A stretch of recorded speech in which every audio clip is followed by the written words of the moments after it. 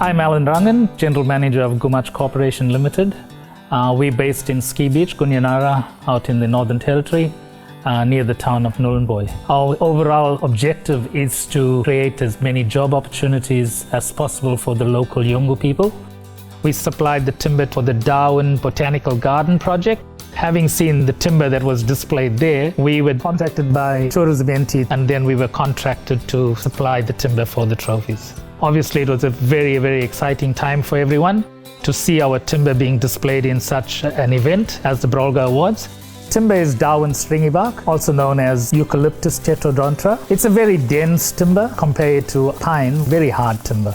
What we have an agreement with the local mining company. To mine, they need to bring those trees down. So we have that opportunity to go there, select some good trees, fell those trees, and then dock them to size and bring it and haul them over to our timber yard.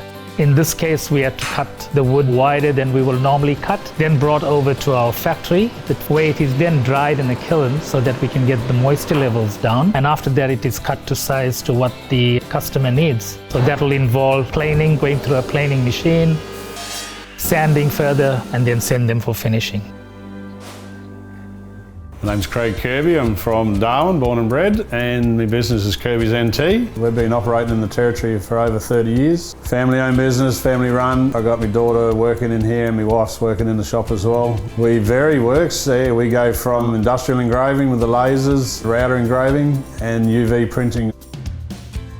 You get a piece of wood that comes in, raw product. We finish it off, get it all ready to laser engrave. It's all done on a computer program. Well, the laser's done on a CO2 laser, and it's basically a big magnifying glass, real fine light beam that burns etches into the wood. G'day, my name's Matthew Harbage. I am a mechanical engineer. I'm a graduate from Charlestown University.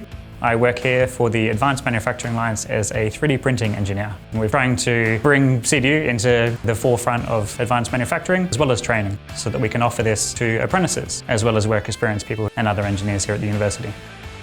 It involves drawing the design originally in any CAD software, and they take it across into another program that looks at the geometry of the part and decides how the printer needs to move to make that part.